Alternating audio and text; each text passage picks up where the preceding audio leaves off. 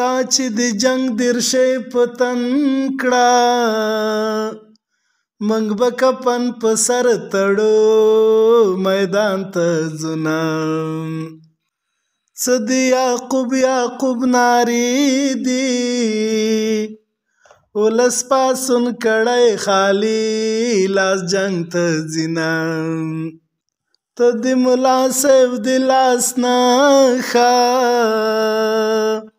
منګ د هغه مینا پتا